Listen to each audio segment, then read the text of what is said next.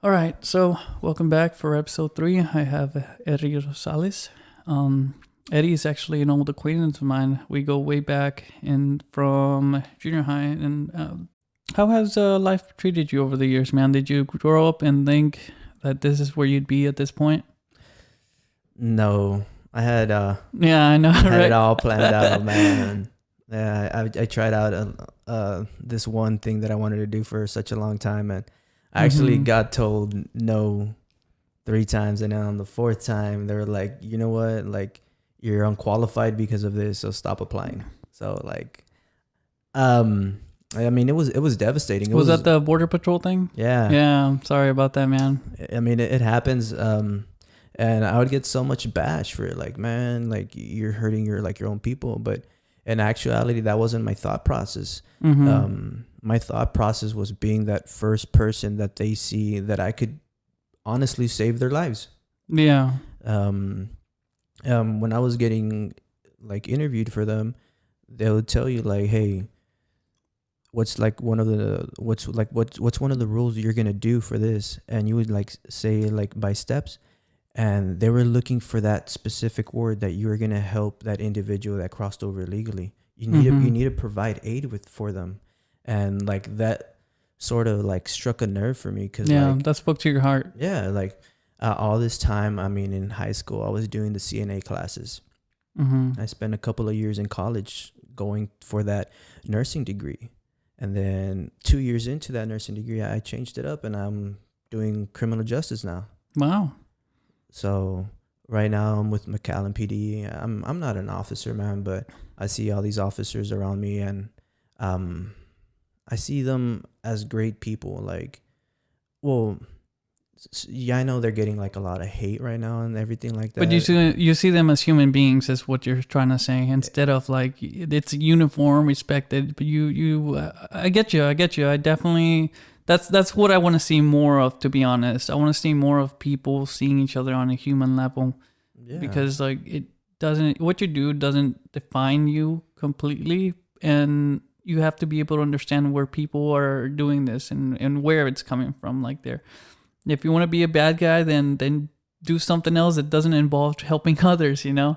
Yeah, man. Like exactly. Like I see these people come in day out, and they have a joke or a wisecrack every different day, man. Like Yeah. it's like it's sort of touching like on the human level. Like they'll crack jokes at me like, "Oh man, must be nice just being there for 8 hours." I'm like, "Must be nice just being in your car in the AC for 8 hours." And we just like kind of like throw jabs at each other. But back to what you're saying, like if you're just like a bad person, honestly, man, like you should just remove yourself from that helping position because you're not helping anybody. Yeah. As much as you want to help yourself, you're not going to do anybody any favors. And I think about my life. Actually, this thought occurred to me last night when I was editing episode 2. And I realized like my mistakes, my failures have led me to discover more about who I am. So I kind of wrote out a little thing. I don't know if it's a poem or something, but essentially it just explains, or it expresses, if everything had gone right in my life, the big choices, where the fuck would I be here today? Like I wouldn't be the person that I want to be. I wouldn't be the person that's here in front of the microphone just speaking through the heart and trying to learn from other people's life lessons, because I only know what I know from my own experience and what I've been able to dwell on. A lot of people don't go back and forth to the past. They just keep moving forward. But I always like to think about how it's pretty great that you're able to come so far and see like the trail of tears and blood that you've spilled along the way, and know that your scars are healing. Yeah, man. So Scars heal. who would you be? Have you ever thought about that?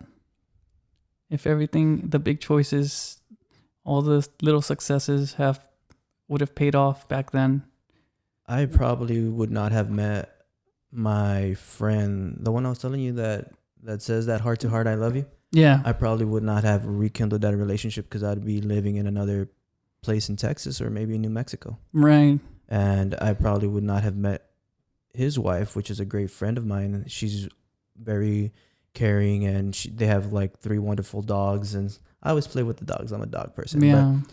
But I get your point. Like, is it like mysterious or like God's work, or is it just like, I don't know, destiny?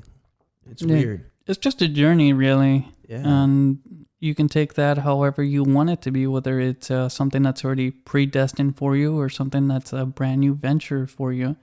But, I think the hardships definitely make us appreciate who we are today and how far we've come along in this painful journey. As much as it sucks, I definitely enjoy feeling like I deserve to be here after everything that I've been through. Yeah, man.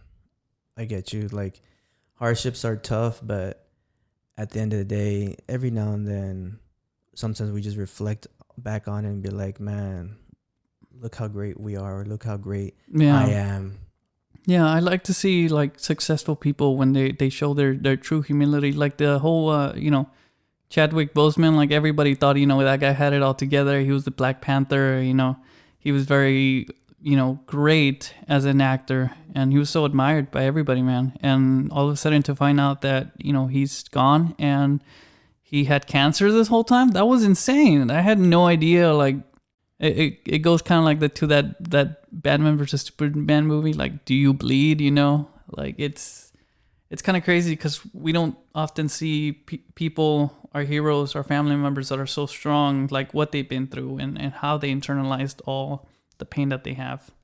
Yeah, I mean, he was a human, man. Plain and simple, he was a human, and he went out of his way and helped out so many people. And I was watching a video of his about a day or two ago, and believe it or not, he became the Black Panther through a donation.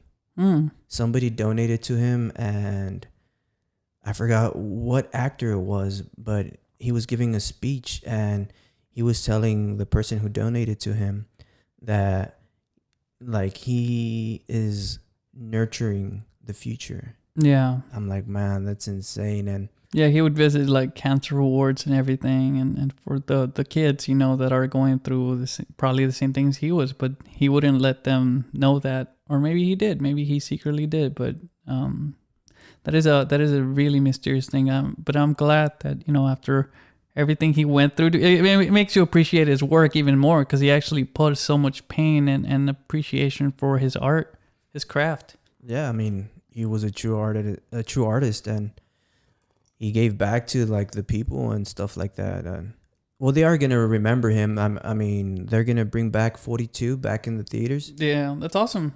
So it's a weird fucking time though, because it's COVID season, and it's so it's still a very prominent issue that we have today.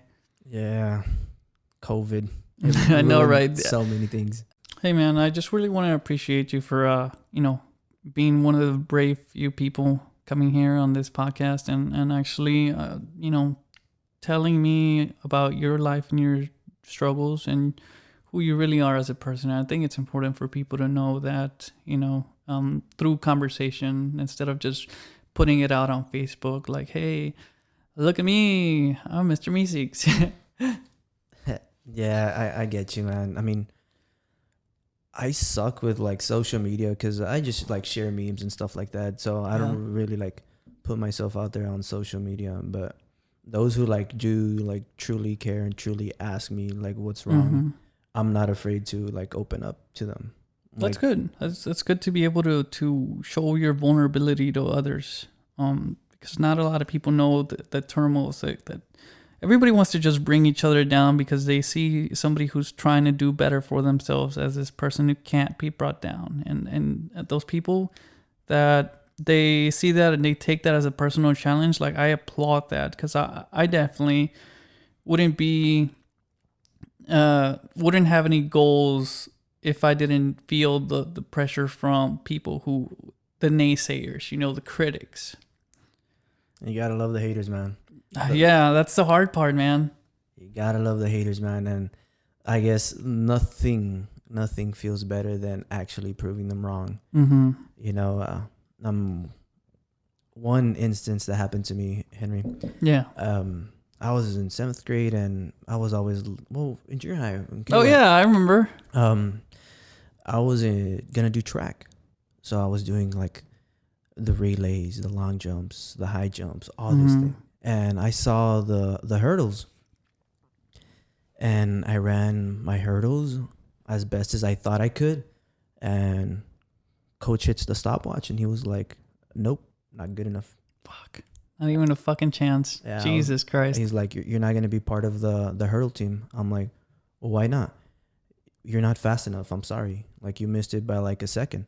I told him, like, "Give me another chance." Dude, a second? That's like not even, I guess that's a long time in track time, whatever. It is a long time in track time, man. Like, it's like, how did I explain it? Maybe like 5 to 10 yards. That's how much a second can define like a race. And I ended up doing it again. And I like sprinted, man, as much as I could. And I was jumping the hurdles. I didn't have the best form, but what was going through my mind was, as soon as your foot touches the ground, you're going to take off, jump, take off, jump, take off. And I got into like this repetitive motion. And when he stopped the stopwatch, I was actually the first place. I beat my other friends in time. But they still didn't allow you to be part of the track team? No, I actually, like, because he told me that I couldn't do it. And I felt that, man, because I really liked this coach. This coach was really cool. Yeah. He got along with all the students, and for him to tell me like, "Hey, you can't do this," it hit me. Like, I'll show you. Yeah, like, let me show you that I can. And I did it, man. And all of 7th and 8th grade year, we went undefeated as the hurdle team, man. That's amazing, dude, that you were able to actually, first of all, just be brave enough and have a sense of self-esteem good enough to tell you that you are able to do this, because not a lot of kids growing up, they don't have the self worth, right? They're like always just being treated like children, like you should be just seen, not heard. So how did your parents actually come about and build you up so that you could be good to yourself instead of trying to please to others? Well, man, I mean, I got hit a lot growing up, man, because oh no. All right. I was a hard-headed kid, man. They would tell me not to do it, and I would do it. Like, that's probably who you are still today. I probably am, man. You just don't get hit no more. Yeah. I just get yelled at. Yeah. Yeah, like, they would tell me not to do things and stuff like that. But honestly, like, I think I grew the most when I got sent to Mexico. Oh fuck! Okay, you got deported by your parents. Yeah, I got deported by my parents. I got sent over to my grandpa's house, and my grandpa is this man that he wakes up early in the morning, has his coffee in one hand, cigarette in the other one, and he's drinking his coffee, takes a puff of his cigarette, and reading the news. And well, yeah, man, he would wake us up so early, and he would like beat it into us, like, hey, you need to wake up early, and you need to go find something to do, and you need to do something out there. And if we wouldn't have anything to do, he would be like, go buy me some tortillas. Right. So we would literally walk across the street, bring him like the pound of tortillas, and it'd be, okay, cool. And we would always be like ready for him to tell us something, because, man, he would come at any moment. Yeah. Okay, paint the house now. We're like, what? Oh fuck. We painted the house, and here comes my grandma. Put some crosses on the diamonds, because we had the house has some diamonds on it as for like accents to it. So we put the crosses on there. The next day my grandpa comes. We're not a church. I want you to repaint the house. What the fuck? So we repainted it another color, man. So I mean, it made me, I guess, become like more coachable. Like, I don't take when somebody tells me something like, no, you're wrong, I don't take offense to it, because like, you know what I mean? Like, okay, how am I wrong? Or like, how can I improve? Yeah, like how can I improve? Like, that's good. That's the right mentality, man. I'm glad that you are brave enough to come on here and actually have a conversation with somebody like that you truly don't know. Like, you don't know me. You never knew who I really was, and I never showed anybody who I really wanted to show. Yeah, man. I mean, I always knew who you were. if that makes any difference. I always knew who Henry was. He was that person that would just come around always excited, jumping around. He was like, Jesus, man, I was happy once. yeah, no, dude, and then you had like your black nails painted, dude. Like that was like pretty cool. I still have my nails painted, except my daughter paints them now. So good times. Some habits die hard, man. Yeah, but I like it. That's a good habit, man. Yeah. And speaking of kids, man, my nephew, love him. Kids are amazing. I mean, every now and then, like when I would get home from work late, yeah, everybody would be asleep, and here I am just opening the door slowly, checking on my little nephew, seeing if he's okay. Once he's okay, I just go back minding my own business and game a little bit. That's great, man. It's really hard to really appreciate the little things, especially the little tiny babies. Yeah, man. And I personally, I thought that having a kid would fix a lot of things wrong inside of me, man. And lo and behold, it didn't fix anything, man. It was almost like a disappointment, not in my kid, because I love my kid, but it was like, this isn't the way to heal me. And I think the best way to go about life is being able to first help yourself. I'm more of a put on your oxygen mask first before you help your child type of person. Mm-hmm. So I think it's important for people. I know accidents happen and people, end up having kids early, but if you're a truly careful person and you want to wait, be ready to make sure that you have a good, mentally stable peace of mind, and that you're able to bring kids in for the right purposes, like not to fill a void inside of you that you had, because I find myself sometimes like still kind of angry about the things that, like how my parents would raise me. Like I end up having to be better than my parents ever were raising my own kid, and it's a low bar, bro. It's a pretty low fucking bar, and it's insane because I treat my child just the way that I wish I would have been treated like. And that's all you really got to do. That's the best way to raise your kids. Yeah, totally, man. Like, growing up, you're seeing like firsthand, like what your parents do wrong. For me, man, I've always wanted to go out with my friends, and I would ask my mom and she'd be like, no, you can't go. What the fuck? No. What, dude? I was like, yeah, dude. Like, and my mom would be like, you can't go. I'm like, well, why not? Well, first of all, I don't even know who they are. Right. I'm like, they're my friends from school. I've known them for such a long time. I've known so and so since like elementary. And then be like, so what? All right. So a few years later, you'll see them tomorrow, whatever. Yeah, like I'll see them tomorrow, whatever. But like, it was always hard for me, like, to go out with my friends, like go to the beach, stuff like that. Like, my mom would be like, I need their name, their phone number, like, where do they live? I'm like, yo, you're not a detective. Like, chill out. Like, these are my friends. Like, what are their social security numbers? Are they illegal? Whatever. Yeah, man. Like, it was like too much. And I see that. And like, for me in the future, I wouldn't want to be that. I wouldn't be like, okay, who they are? Oh, okay. So it's so-and-so. How do you know them? Great. Just give me their phone number just in case like an emergency happens, but like I won't bother you. I want you to have fun in that trip or something like that. That's great, man. What was your mom so careful? Like, why did she grow up with people that were like extremely critical of others or judgmental? Did you ever care to find out like who your parents were and why they were the way they grew up? Well, my mom just says stories like about Mexico, and you know what I mean? Like, you don't know how good you have it, mijito. Yeah, like, you don't know how good you have it. All I know is that my mom would tell me, like, and that's true. That's true. We don't know how good we have it until like if we lose everything that we know. It's a crazy wake up call.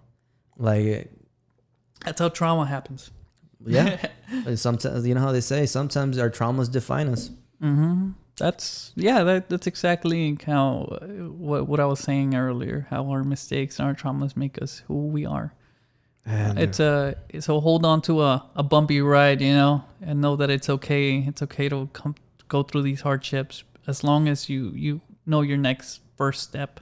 Yeah, those hardships are hard, but just, I mean, if you're gonna work towards something, it's definitely worth it. Like, keep on trying. But back, like how you were saying about like my mom and that story that she would say, it was always like my grandpa. My grandpa would be like, I want you home by 12.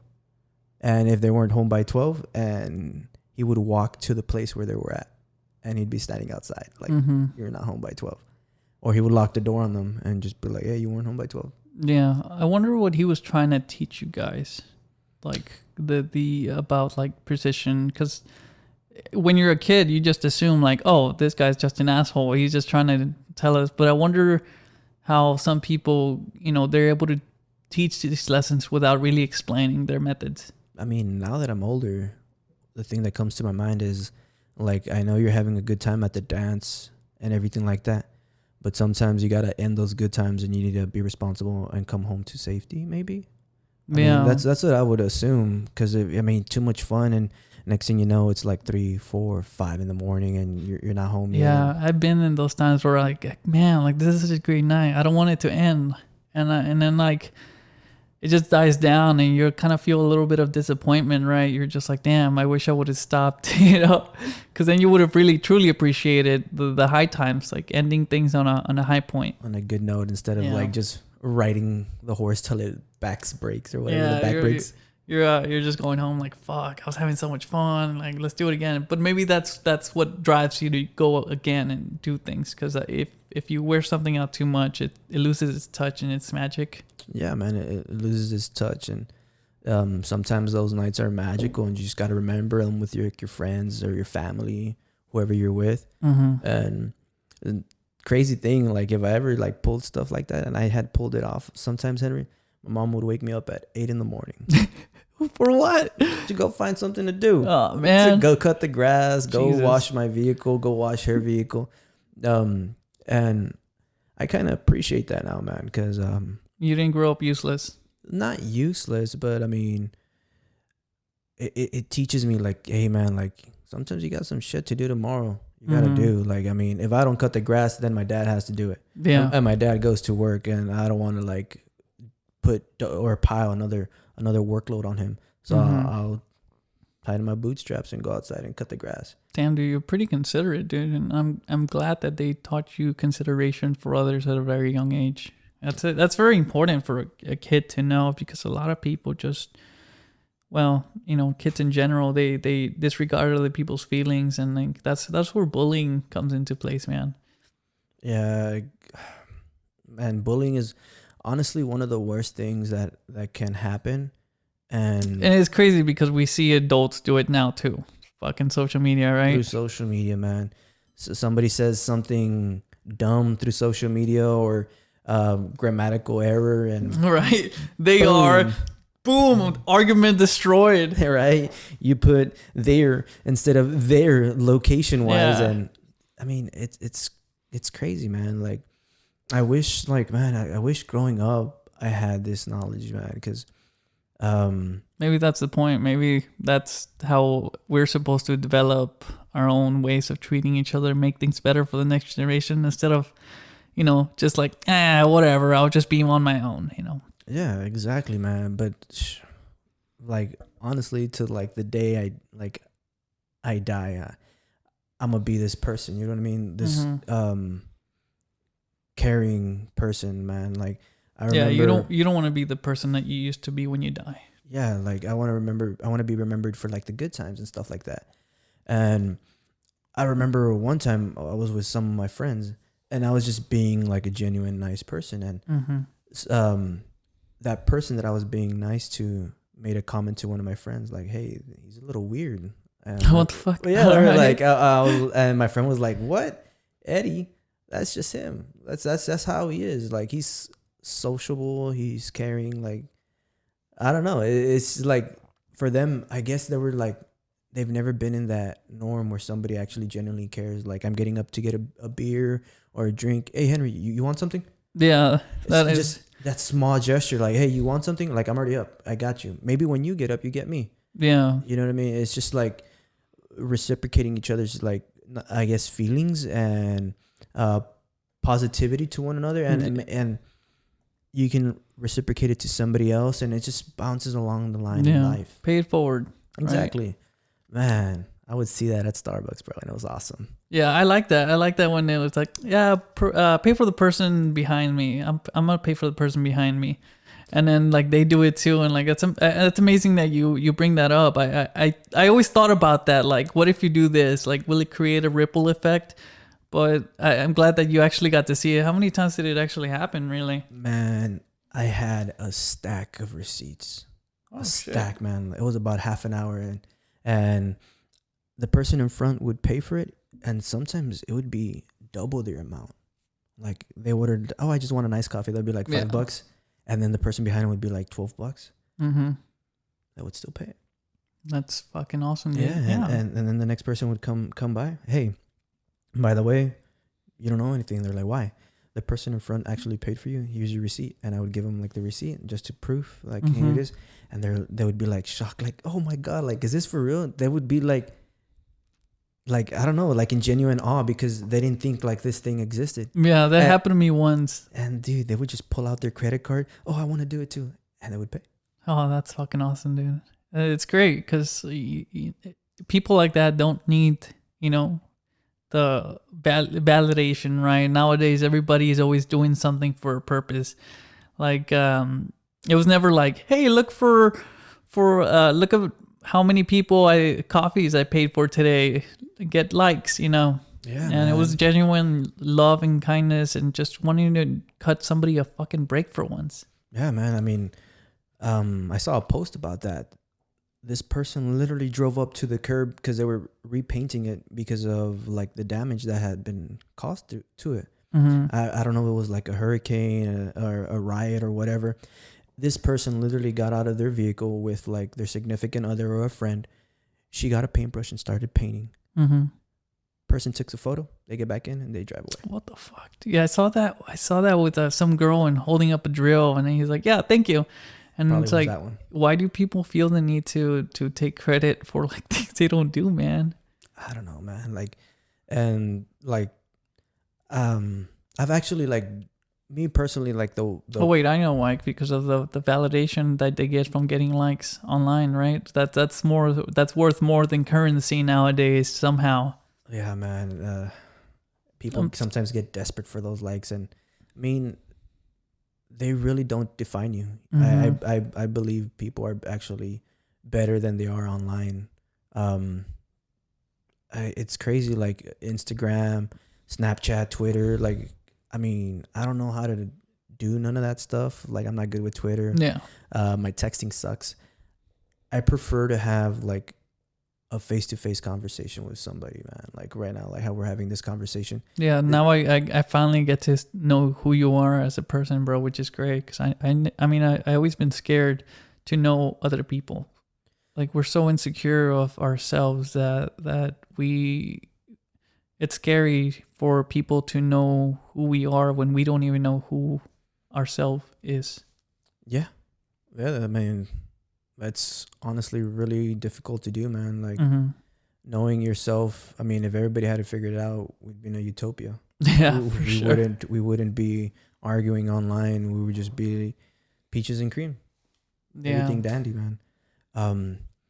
Like how I was saying about Starbucks, man, and I had like this crazy incident happen to me because I was on bar. We were backed up with like a lot of drinks, and this gentleman asked for a grande cappuccino. Right. And I took pride in my cappuccinos because I made them nice and foamy, micro bubbles and everything. And I give it to him. And I was proud of that drink, man. Like, man, this thing weighs so little. Like, it's perfect. Like, he's gonna drink it, and fucking piece of art. Yeah, like that espresso is gonna hit him just right then and there. Yeah. He goes to the condiment bar, grabs two wooden sticks, and kills all the foam and comes Just back. Stirs it. He killed all the foam and he comes back like, "What the hell are you doing?" Like, I asked for a cappuccino, and I told him I gave you a cappuccino, and he was like, "No, you're robbing me. You're literally giving me like a couple of ounces of coffee and milk." I'm like, "No, that is what a cappuccino is." Yeah, it's essentially like more steamed foam, so it can be nice and fluffy, and you can get that espresso shot. So we're there arguing at the bar, and for some reason, it just clicked in my mind. This person is probably from Mexico. If for those people who don't know out there, a latte here in the United States is a cappuccino in Mexico, and a cappuccino in Mexico is a latte here. I had no idea. So I had no idea. Oh my God. So it's backwards. So he expected to have very little foam, more warm milk, and the espresso. And I gave him the American version, which is a little bit of milk and more foam. So I just grabbed the cup without saying anything, threw it in the trash, and he was like, I could feel his eyes peering into me. He was pissed. I remade his drink, and I threw in an extra shot because the shots come out in pairs. So instead of getting 3 shots, he got 4 shots. I gave him his latte nice and heavy the way he wanted it. And he just literally was like, I'm so sorry. I'm like, for what? Like, I'm going through a divorce right now. Oh my God. Yeah, dude. Like, and I was like, whoa. Like, and he was like, I'm going through a divorce right now, and like, I literally blew up on you. And I'm like, no. Oh like, my God, dude. Like, it's cool. Like, it's cool. Like, I knew like you wanted a coffee, and I knew like I had messed up, but I didn't know why I messed up because I didn't know your story. So I just made my own assumptions, and sometimes assumptions can be good, sometimes assumptions can be bad. And I knew you wanted a latte, but you asked. Dude, that is amazing that you knew like what he meant. Yeah. Like, I would have never been able to pinpoint exactly that key fact that you pointed out, how it's backwards. Yeah, man. Then I mean, dude, and that plays so well into like how I want to create this environment, because sometimes we think we're talking about the same thing, right? And it just turns out to be something different. It's like cappuccino, right? And the other person's thinking latte, but they say cappuccino, right? Yeah, like, it's insane. Yeah, man. And I mean, you just gotta like slow down, like pump those brakes, like you said. Yeah, pump the brakes. Cappuccino, like the hot one, right? No, the one with ice blended. Oh, so you mean a frappuccino? So I would be doing that through drive-through, and my coworker's like, "How do you have that patience?" I'm like, because if I didn't have that patience and we got that drink wrong, guess what? You have to remake it again, and then I'm wasting your time, and I'm wasting his time, and I'm wasting the person's behind that car's time because we have to remake it all over again. So I'd rather take that extra second or 2 just to get it right, and so they can be on their way. Right. Man, it is so difficult to be patient. And I think being patient is a freaking virtue, man. As much as we want everything done right now, right there and there, it's I appreciate now as an adult the waiting times and waiting for the good things to come. We're not alone. If you've just been alone this whole time and being lonely, and you always wanted like the perfect mate or the perfect friend, like you wouldn't appreciate them as much as you do now if they had just come into your life earlier and probably taken them for granted. Yeah, man. I mean, like, it's like saying like if you wait 3 hours for, I guess, a burger, it's great. It's a great burger. But let's say like you waited 5-6 hours and you finally get that burger, and I'm like, man, this is the best burger I've ever had. Because that's a slow ass restaurant, man. I mean, no, like I understand the metaphor though. Yeah, like once it's delivered and you'll be like, man, like this is an amazing burger. So I mean, sometimes things are better like if they come at the point that you don't expect, I guess. Yeah, that is true. Everything can't go according to plan, because then everything will be so bland and boring, right? Yeah, be like, oh, it's 8 o'clock, so here comes my burger. Yeah, like, and it's just gonna be a regular burger. And next thing, if imagine 8 o'clock comes around and it's pizza, you'd be like, man, what the heck? This is different. I like pizza, but I didn't expect a pizza. That's, what's that Star Wars thing? A surprise for sure, a welcome one. Yeah, like it's a surprise and it's a welcome one, man. Sometimes like you'll ask for a fruit. I made this reference, like you can ask for a fruit, you're expecting an apple, but you get an orange. It's still a fruit, but it's different. It's one can be sweet, one can be bitter, but an orange can also be sweet, and an apple can also be bitter. If you get a green one, They're bitter, man.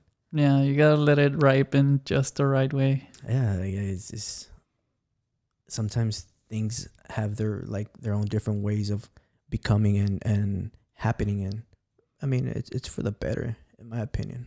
Yeah, and sometimes we get those incidents where the unexpected tragedies strike, and that's where our understanding of the world really, forms in those crazy tragedies that we don't know and we would have never expected. Has anything happened like that to you, or you don't mind sharing, where like it made you grow better as a person, and from some shitty thing that happened to you, and you saw the purpose of it in the end? I mean, the only recent tragedy that I've been in was the one that affected McAllen, Mm-hmm. the one about the officers who unfortunately passed away. Oh, I'm sorry to hear that, man. Wow. It was crazy because I was in my little station Mm-hmm. checking people's temperature, and I hear over the radio like, "Hey, man down," or "Officer down," and I was like, I turned to my coworker, and she raises her volume on her walkie, and she was like, "What?" And then like once again they repeated again. I was like, "Man, like this is literally happening like right now," and it didn't click because it was so blindsiding. Like it just didn't click, man. And the reality struck when I had officers coming in shorts, Mm-hmm. sandals, stuff like that, running out, putting on the body armor. They might have been in the gym or whatever. And like this tragedy has struck, and what I was thinking at that moment is I have to perform to like the best of my abilities to try to make it a little bit easier for everybody who is going through this. Yeah. I mean, I didn't have much. All I did was drive an RV with cold drinks and a restroom that people can use, and I ended up working maybe like 14 hours that day. I was supposed to work like 8 hours and ended up working like 14 hours. And Unpaid, or No, just I mean, you didn't care, right? but I didn't Fuck it. care, man. I would walk around, ask the officers that were standing around having a perimeter, like, "Hey, you guys want a water?" Like I was just trying to be there for people, because I mean I didn't know these officers, but I Right. mean, dude, that's our community. Like our community just got hit. Those were, like how we said, those were fathers, grandsons, et cetera, man. So I was just like walking around, "You want water? You want water?" And I would tell the officers, "Hey, the RV is up and running. There's AC in there. If you need to cool off, you need some time for yourself, go ahead." Mm-hmm. And I was just like standing by, and I mean, it was crazy, man. That's really great that you were there for people, man. Yeah, especially because you don't know how to help sometimes. Like sometimes you just need basic human functions, fucking water, rest, and then you get right back to dealing what you were dealing with. Yeah, man. And like how I was standing like by the perimeter that McAllen had set up, and here you have people coming by nice and slow with their phones out, taking pictures and videos. I'm like, man, like guys, please have some respect. Just put your fucking phones down, for God's sakes. Like, yeah, like have some respect. Yeah. Like somebody died here. Like stop chasing that clout. mm-hmm. So What is clout? I keep hearing that, but I think it's somebody else mentioned it to me, and I was like, "What is clout?" from my understanding, man, clout is like when you get into that what's cool. Like what's cool right now. Like if you're gonna do like the cinnamon challenge, or that TikTok dance. Everybody's doing it, so I gotta do it. Or that right now, I guess it's the WAP challenge. There's a WAP challenge. Oh my God, what is the WAP challenge? I mean, people just shaking their booty, man. Okay. Wow. Yeah. All right. Go WAP. And I've seen people make some good stuff out of that, man. Like they've changed it into like worship and prayer. Like everybody's throwing their own little spin on it to make it a positive, and some people make it negatives. I mean, and I honestly applaud people that can make something positive out of like negatives. Yeah, it's crazy. Like that's what you got to do, man. And I definitely have to have that mentality right now in my life, because I get caught up in the failures and successes, and is that how I truly define my self-worth, you know? And I really just appreciate myself for who I am, and I can finally love me for me instead of trying to please the crowd or trying to please others. Yeah, man. I mean, you've been dealt a hand, and maybe that next card you get dealt, man, could be that winner chicken dinner, dude. That 21. And Yeah. how you're saying, like, you gotta love yourself first before you love other people. It's totally true, man. And one of my key things about when I observe people, I like observing people how they treat waiters, man. Oh, that's your defining moment. Yeah, man. Like, if you treat a waiter like shit, like what does that say about you? Like, that waiter is there to serve you and try to give you like the food on time and stuff like that. And sometimes unfortunate things happen. They're down to cook. It's not the waiter's fault. Yeah. It's not the cook's fault. It's somebody that got sick or didn't want to show up, whatever reason it was, but she is still trying her best for you. And if you treat her like shit, it just lets me know that you're a shitty person. And I'm sorry for that. That's good. I mean, that is a good way to gauge people. It's really hard to understand people's intentions sometimes, because you don't know if that person is just doing, putting on a happy face just for the money, right? And I like people who do truly, genuinely want to do things out of the kindness of their heart and don't expect anything, out of it. Like, it's so backwards to try to keep counting favors, like, oh, I did this for you, you should be able to do this for me, you know what I mean? Instead of just, if you're gonna do something, just do it for you, kind of like how you were saying about the coffee, right? You don't need any validation, you don't need any likes, you just do it and you move on.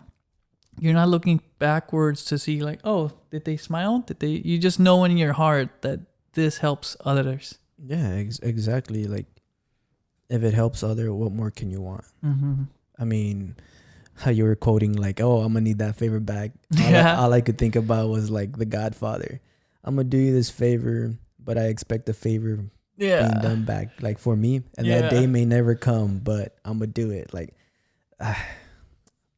it's so bad, man. Like, I have some great friends that sometimes invite me out to dinner and stuff like that, and I'll be like, I'm sorry, like, I don't got any money with me right now. And they'll be like, I didn't ask if you had money. And like, let's go out to eat.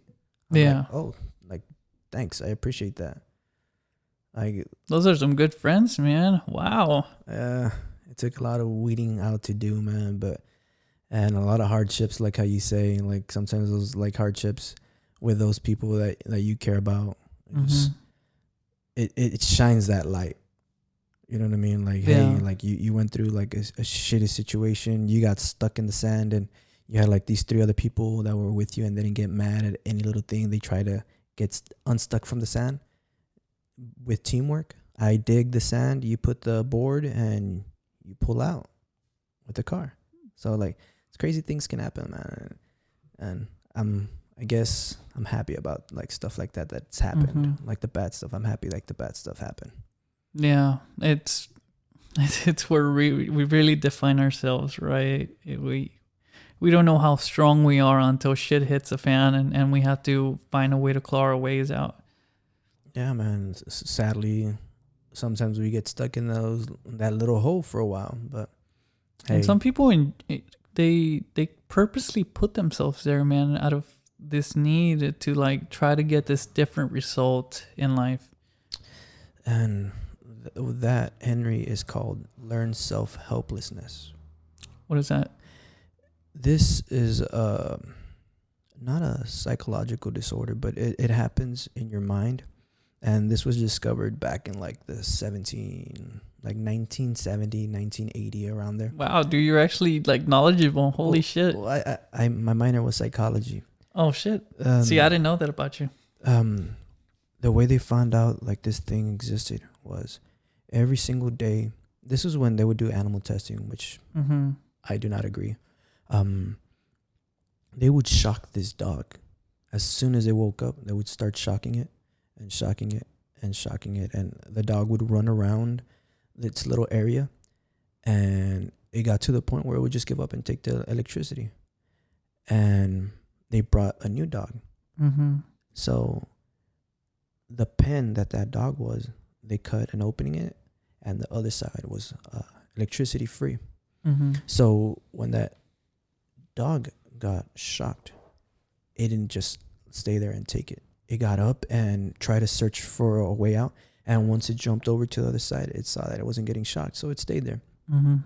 So here they come bringing in dog number one, the one that they didn't give it that option to get to go free from the electricity. And they started shocking it. The first thing it did was just lay down and take it. Wow. Literally steps away, it was electric, like free. Yeah. And that's called learned helplessness. And a lot of people in the valley are in those certain situations with, it could be with like a boyfriend or a girlfriend. You're in an abusive relationship and you feel like you can't do anything better, and you just stay there. Dude, that just speaks to me on so many levels, bro. Because I definitely was there in my marriage, you know, with somebody who's abusive, and I would just like be just there taking it, and it just, that person is so good at manipulating like that fucking psychological aspect of you that you just feel so helpless. Like nobody's ever gonna love you. Why even bother trying? You should just be content with a little bit of good that you get here, you know, and put up with all the bad that comes along with it. Yeah, man. So those people, I don't know, man. I definitely feel terrible, man, because I mean I grew up with that around me. I grew up with my dad being an abusive person, my mom being super helpless, and like I guess in every relationship that I've been, I always kind of quote unquote saved my mom, you know, by giving this person power over me that my mom never had, you know, and that's just as terrible because it never really, it has to be a balance between being, you know, not being dominant and not being submissive. Yeah, and that's the hard part, man, just finding that key balance. But it's really hard in our community as well, in the Latino communities, because it's almost like an expectancy that people have. And I'm proud of those women that are out there and they're getting their grind and they're free and independent and they don't have to rely on anybody. As a woman, you should be able to just get your education and not have to depend on anybody else's money, so you can do what's best for you. Yeah, because once and I'm sorry, and it's not just for women, it's also men too, you know. You don't need to stay in a bad situation if you're unhappy. Yeah, like how you were saying, like if that person is grinding out there and they're going like on that little journey towards success, they're just gonna start bringing in people without them knowing. They're gonna bring people. It's just gonna draw them to him, like, hey, you know what, Eddie is doing this and he's so happy, like let me hang out with him, see what he's doing. This guy's got it all figured out, huh? Yeah, but like deep down inside, I'm still doing like my internal struggles, and I'm still like doing my things to go to, I guess, the journey we call life. And by going through that journey, you're gonna draw people unintentionally. It's like super cliche, but it's the truth. Like there's like so many Mexican sayings like "Dime con quién te juntas, y yo te diré quién eres." Like, tell me with who you hang out with, and I'll tell you who you are. Yeah, it's a bad saying in a way because you're kind of assuming people, but and sometimes it can be true. Like if you hang out with like your friends that are not aggressive and stuff like that. Yeah, I've definitely seen that. And I don't know if it was like a Tony Robbins thing or somebody, it's one of those inspirational speakers, but it was, you're the average of the 5 people that you spend more time with. Yeah, like, hey, I don't mind being that average.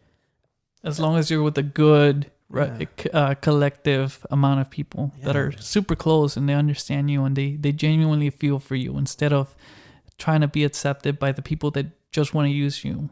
Yeah, exactly. Like, and by hanging around with like all these like spectacular people, you're gonna pick up stuff from them. Mm-hmm. And People who are whole, right? Yeah, Because we tend to gravitate towards those who like we think have it all together, but at the same time like they're empty inside, and so they're so used to taking big chunks out of people for their own, personal gain. I believe. yeah, it happens everywhere, man. I mean, there's terms called like gold diggers, stuff like that, or clout chasers. How we were talking about Clout chasers. Yeah, like once you find those people that are like whole and like genuine, and you start picking up like little things from them, and that will make you a little bit better.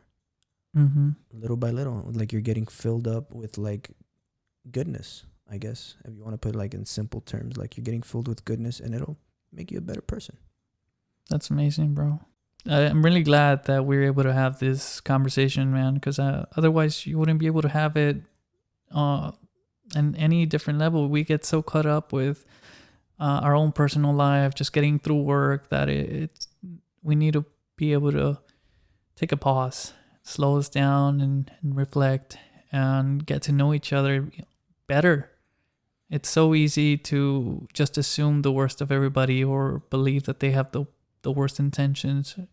People like you come from a pro-police stance, and of course, I think you would agree with me, as me and Oscar were saying, how if it was just people saying end police brutality, that would be a very supportive, wholeheartedly embraced subject. Yeah, I mean, just say what you want to say. Police brutality is honestly like horrible. Mm-hmm. And it pisses me off because that's the field I want to go into. Mm-hmm. And my goal, if I do become like a police officer, is to be a high ranking officer and stop that shit. I would not like tolerate that shit. You know what I mean? Like, and I'm happy that people record like these things, because it can like catch those moments where police like, hey, like you did something bad here. Okay. Yeah. You're going to get reprimanded for that. And it's not illegal for people to record police officers doing things. And correct. I mean, I honestly encourage it, because you can stop that police brutality, but sometimes when people record, they don't get the whole narrative, and Mm-hmm. it changes, and they ended up getting like a bad picture of the officer or stuff like that. Like, yeah, you know that's why we need like body cams and all this thing. All these extra, like maybe there should even be like a 360 camera around the vehicle, just so that we can all see the bigger picture and not just see what this person holding up a phone is trying to tell everybody, or their own version of things. Yeah, like it should just be just raw and unscripted material getting released to the public, and let the public decide like, hey, like this is what we think should happen. Okay. I mean, the whole intention for an officer is to protect and serve. Mm-hmm. They need to serve the community. So let's say police officer does something horribly wrong. It would be like up to the public. Hey, we're going to go to the police station and we want to file like this thing, and we want to release like the footage to like people, and like go along the lines of like getting after that officer. You know what I mean? Yeah. And I admire that you actually want to be the person that makes that difference in a certain issue, right? That's so controversial nowadays for some odd reason. But it's what people do the most, right? They go ahead and criticize people doing their job. And for you to actually want to be somebody that changes things, it's incredible. It speaks volumes to the person that you are, because you're not just a critic and trying to bash somebody. You actually are critical of the things that you support so that you can make it better. Yeah, I mean, if you're gonna be a critic, make sure you can get critique back. Yeah, like, and that you can be a helpful critic. Yeah, what is that called? Constructive criticism. Perfect. Yeah, that's the word I'm looking for. Whenever you're gonna give out constructive criticism, don't let it be all bad. Be like, hey, like this is what you did. Maybe you could have done this, and it would have looked a lot better. You know what I mean? Yeah. Like, feeding all the negative will just beat that person down. Like, oh man, I did everything horrible. Yeah. But if you give that constructive criticism, be like, okay, there's room for improvement. That's what I'm trying to figure out, man. Like, how can we as together as a society, be able to be like, hey, I fucking love you and I respect you, but this is what you need to do better. Like, let's be better. Yeah. And without them feeling like attacked, because it hurts people's feelings. And I hate that we have to, everything we say, it has to be so touchy and so centered around trying to preserve people's personalities intact and their own, like, you know, way of handling things. Like, we have to cater to that while we should build. There's a quote by Frederick Douglass that really, I love Frederick Douglass, by the way. Great abolitionist, inspirational. It is far easier to build stronger children than to repair broken men. So what do you mean by that? Like, it's if the men are broken, like, leave them alone and try to, like. No, it's just easier to raise strong children, right? So that they can handle the aspects of life. Because as an adult, if you're broken inside, you have to go back and re-examine everything. Just like me, I'm freaking what he was talking about. Because we're so used to our old ways. We're so used to having things done in a specific manner, versus if you build a child to be emotionally stable and emotionally strong, and know that it's okay to be sad, it's okay to be happy. Like, we could be far better together as a society. Yeah. So, but we still have to make an attempt to repair those people who are broken inside. Definitely, you just can't. You can't just brush them off and just dismiss them completely. They're still human beings. Yeah, man. And when you were just talking about, like, the children and, like, expressing themselves, all I could think was about Mr. Rogers. Mr. Rogers. Yeah, man. Like, that guy made a difference for sure. Yeah, dude. He actually, like, challenged BBC or something like that. Mm-hmm. And he was actually paying for some of the funding for that show. And he did a skit in front of, like, the judges or the magistrates or I don't know what. Yeah. That they were so moved, like, they actually, like, kept the show and added more funding to it was, man. Like, I honestly believe he was part of the holy trifecta. The holy trifecta? What is that? Yeah, it's Mr. Rogers, Bob Ross, yeah. And I forgot the last person, man. I forgot a piece. But yeah, like. Let me know if you remember it. I'll text you later on. But, like, people like that, like, I feel like they made a difference. You know what I mean? And yeah, for sure, man. I see people still trying to paint Bob Ross's stuff, and it's so great because he was in the Air Force. You know, he was a MTI, a drill sergeant. Basically, we don't call them drill sergeants in the Air Force. And you know, he wanted to be different. You know, he wanted to not, after his service was done, he wanted to not be, not let that be part of his life, but not cast it out and throw it away. Just make it better for him and the people outside of the military system. Yeah, man. Dude, I can't imagine him being freaking like on your face, just yelling at you. And imagine being his recruit later on and be like, man, that guy was an asshole. But I'm sure. But when I went through boot camp, I always saw these MTIs as teachers. You know, like they're only being hard on you so that you can be better, and then you're supposed to be able to push through that and find the resiliency and be challenged, man. Because when you're not challenged enough in life, you grow weak and you grow just a little bit softer than most, so that when tragedy or unexpected things really strike, you know how to handle things because you've never been challenged before. Yeah, man. You hit that little plateau and you're just coasting through life. And then that plateau ends and here comes a mountain. So like, oh shit, all right. Yeah, like everything was like nice and chill at a steady pace, and now I look up and I see this mountain. So I mean, like you're saying in the military, I mean, they just didn't train you for nothing. They wanted you to be strong, muscular. They wanted you to have the endurance to, like, for, I don't know, real life situations. Like if you're out there in the field and you can't even run a mile. Yeah. You know what I mean? All right.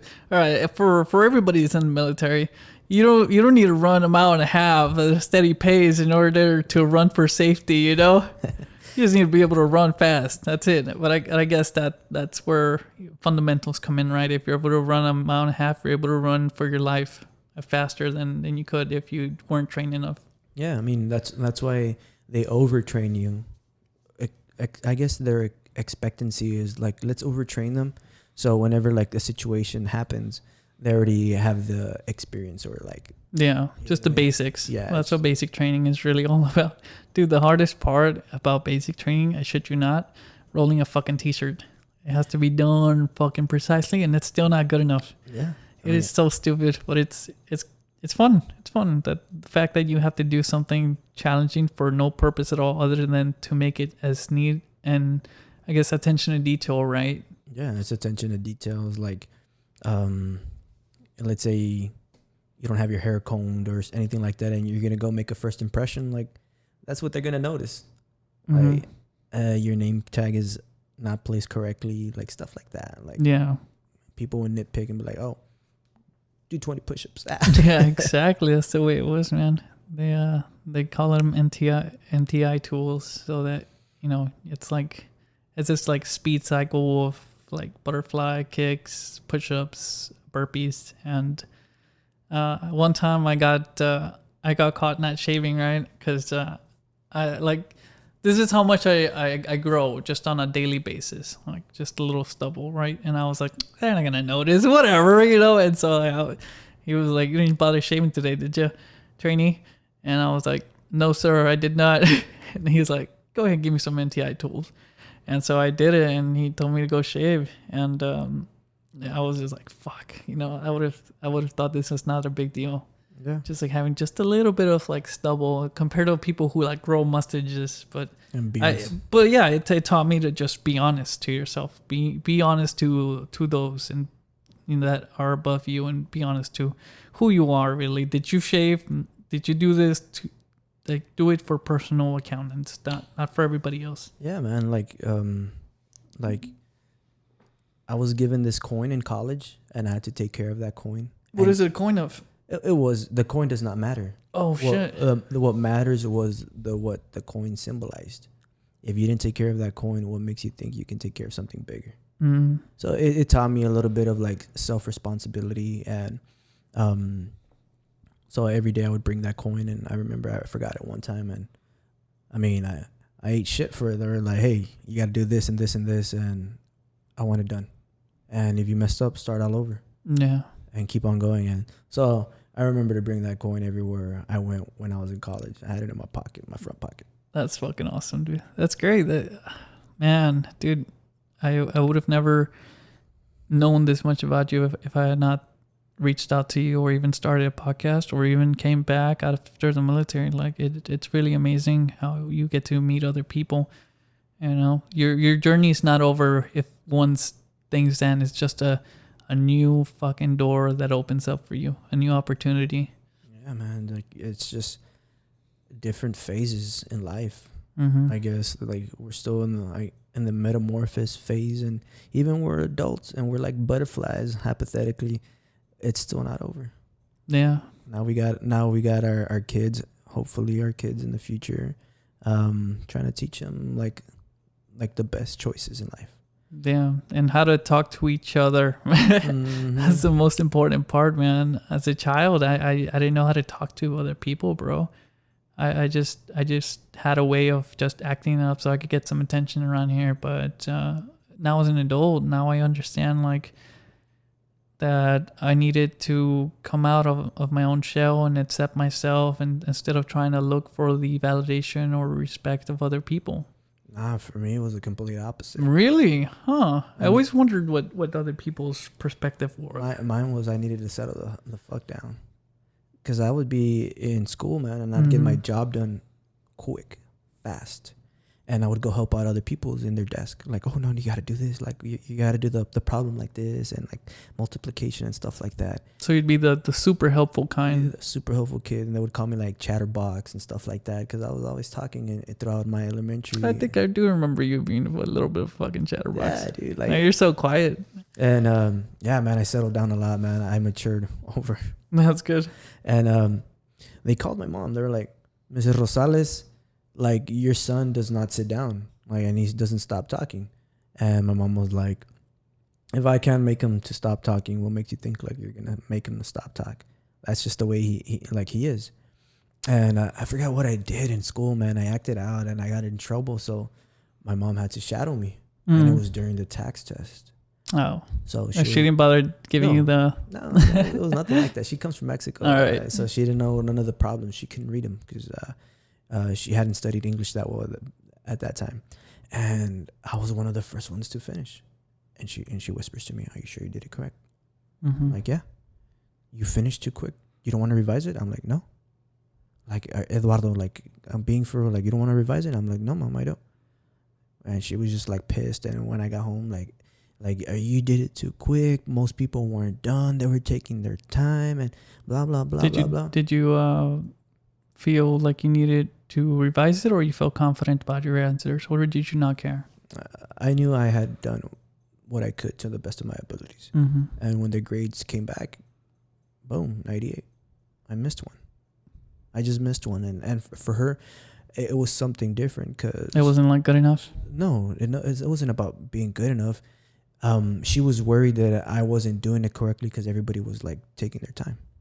And for me, like, I guess all this like energy that I had, I was just like boom, boom, boom, boom, boom. I would read it and do it. And I've never been that person to read out loud because I can read faster with my brain. Right. And if I misread something, my brain fixes it. Like, it automatically translates it. Yeah, exactly. So whenever I would read out loud, I would get like my mouth was slower than my brain. So I'd be like, "Oh, I messed up there. Let me go back." And that even carried on to like my adulthood. When I actually write, sometimes my letters connect. Like, I don't lift my hand up, and it's just a small line connecting all the words, trying to keep up with like my thought process and stuff like that. And I mean, like, they would always recommend my mom, like, "Hey, like, give them pills." I was like, "What?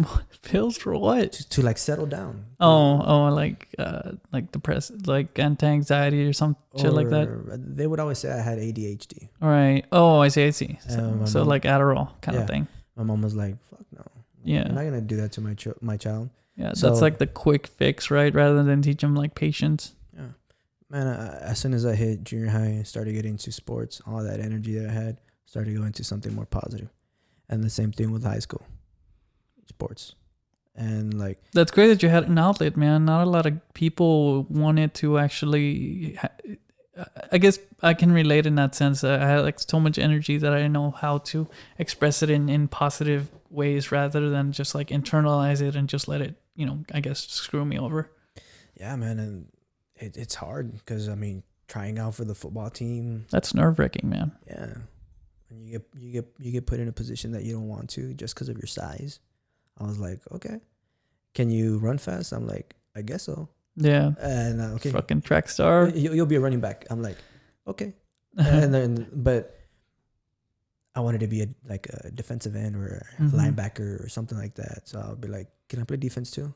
Yeah. And they'd be like, "Okay."